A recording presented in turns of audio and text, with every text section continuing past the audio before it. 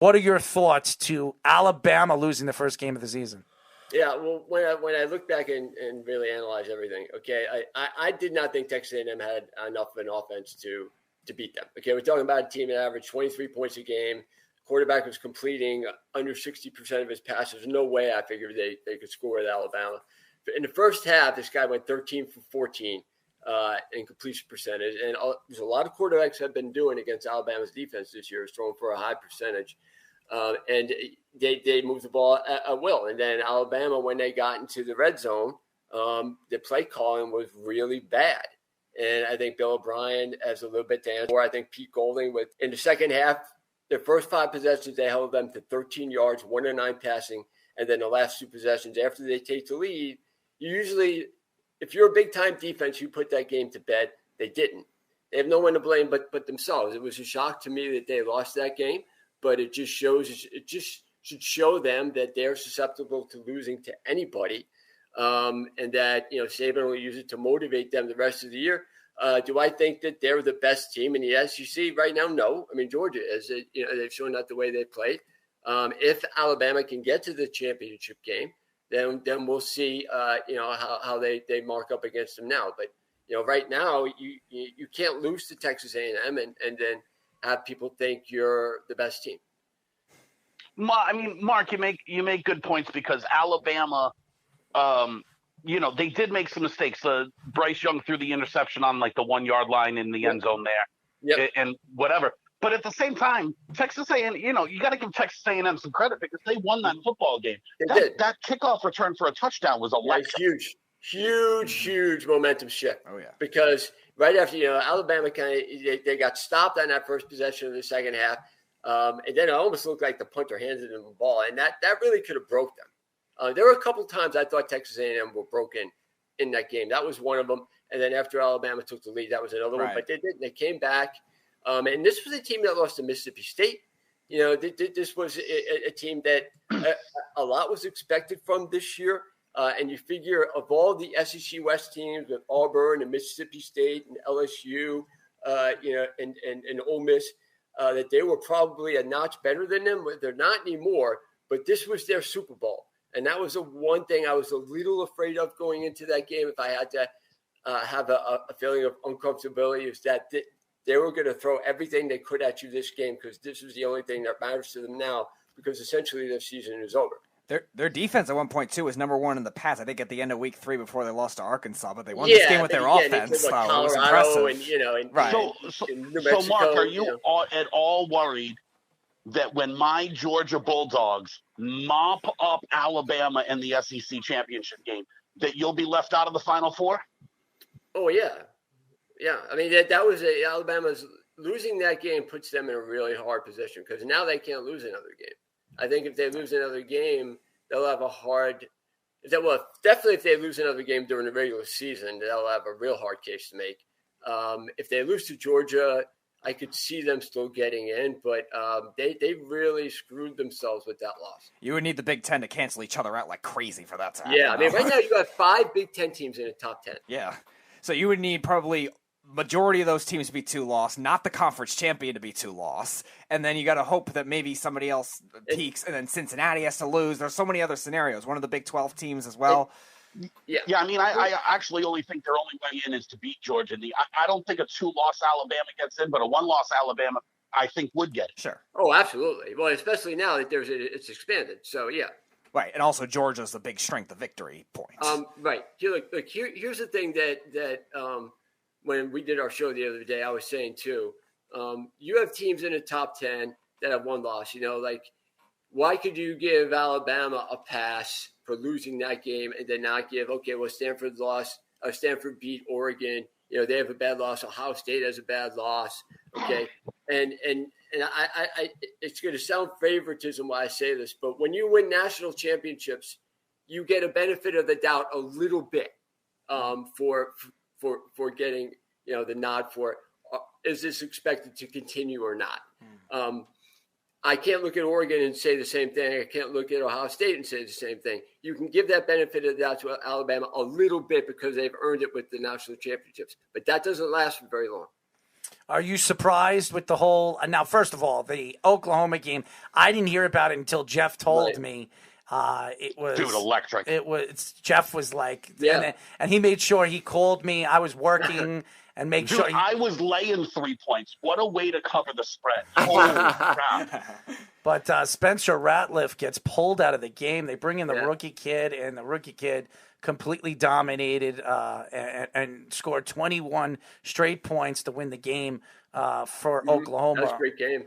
What are your thoughts now that Spencer Ratliff will not start anymore with Oklahoma? He's on his way out of Oklahoma. I'm not surprised, but Well, what are your thoughts? I think judging from what happened, it's got to be expected. But look, Oklahoma almost lost to West Virginia too, so they've not really played that well. And for them still to be undefeated, they're kind of lucky at this point. But they made a great comeback against Texas. Texas just kind of fell apart a little bit. But look, they won that game when they were pressed and when they had their backs against the wall. Just kind of like against West Virginia, they managed to win those games. Alabama didn't.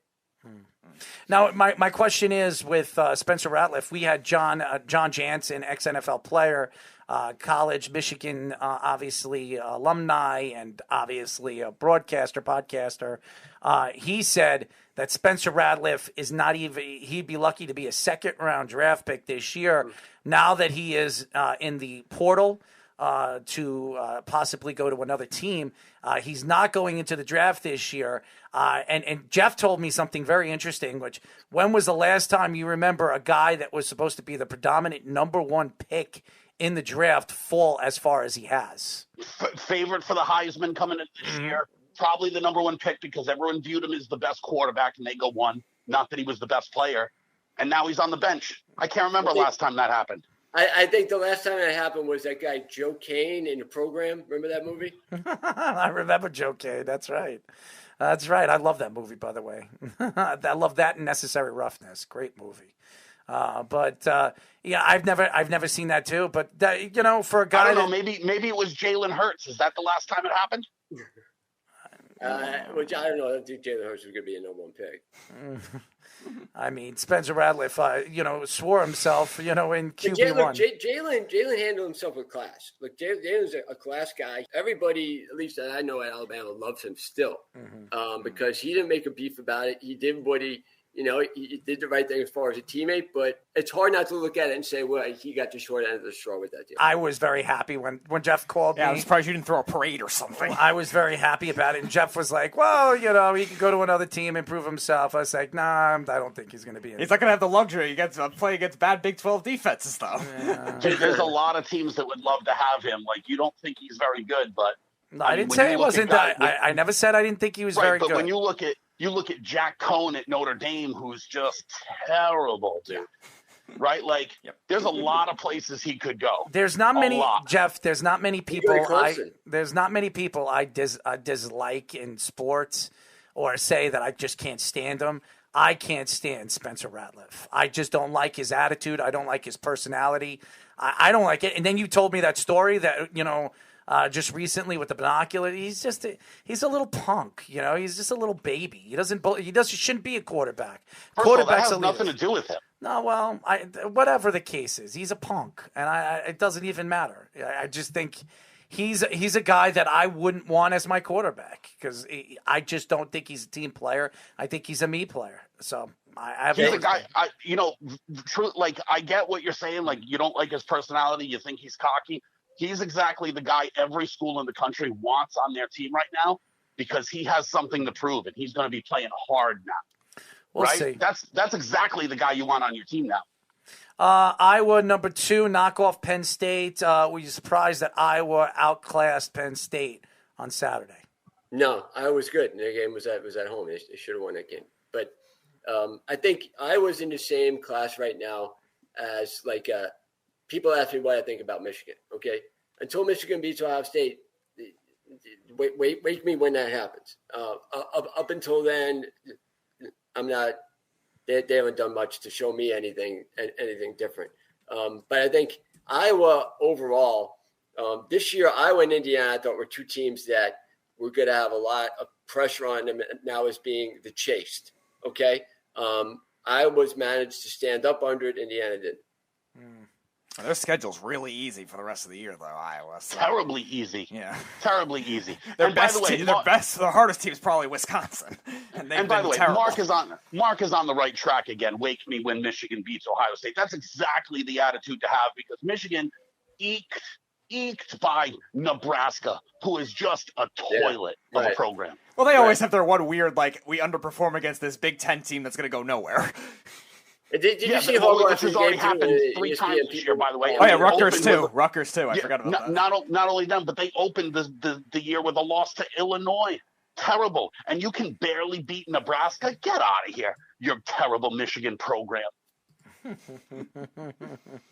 Well, I if there's a year for Michigan to make to the whatever they call it, the college football playoff. I call it the Fab Four. I think it's this year. I think they could beat Ohio State. I'm picking them, and me and Jeff are going to make a bet on that. But I think Michigan, this is the year. If Michigan's going to beat Ohio State, I think this is the year because I think, I watched Ohio State play one game this year, and I see first of all, their defense is not as dominated as it was last year. I think there's a lot of weaknesses. Their only loss was to, at the time, the number 3 ranked team in the country, who is still a top 10 ranked team in the country. I understand that. So it's not like Oregon's bad and that's a terrible loss. Like Oregon's loss was bad. Yeah, you lost to Stanford, right? Agreed. That's fine. Sometimes you can lay an egg. I wouldn't consider this isn't Ohio State losing to Rutgers or Ohio State losing to Northwestern this year, who's terrible. Ohio State lost to Ohio State's still very good. Cincinnati ranked 3. Another team that, first of all, Jeff loved the quarterback in the beginning of the season as a Heisman Trophy candidate.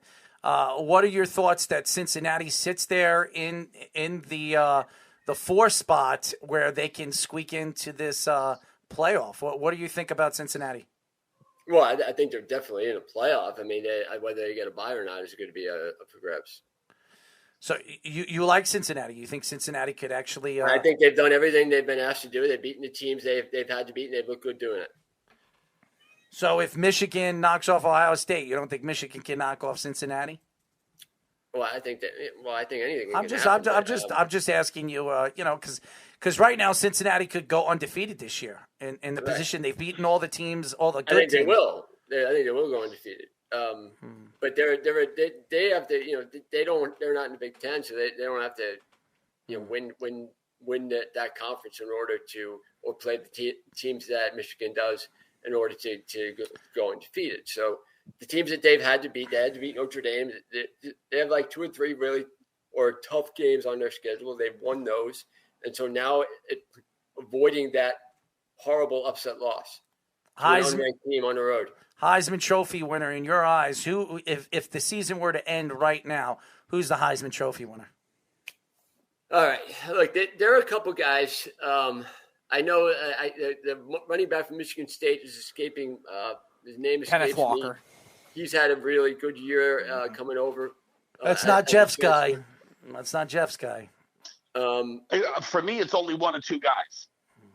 It's a 2-guy race at this point. I've either got Matt Corral or Bijan Robinson. I don't like the way Matt Corral played against Alabama. I think that was a game he needed to play well in. If you want to win a Heisman Trophy, you got to play better than he played. I don't understand you have to win, but you got to play a little better than he played, especially when you look at how other teams have been able to expose Alabama's defense and passing the ball. And I think Bryce Young has had a better year than expected. But if Alabama doesn't win, if Alabama loses again, he's going to be out. So it's still. I still don't have a feel for it yet. I have to see the season break down a little bit more in order for me to say I'm confident that this guy is the favorite. In fairness, though, Mark, let's be fair, and your point is well made. And I'm not crapping on Alabama. I'm about to compliment them, so get ready, right? You don't like Matt Corral, but name someone who has played good against Alabama. Texas A&M.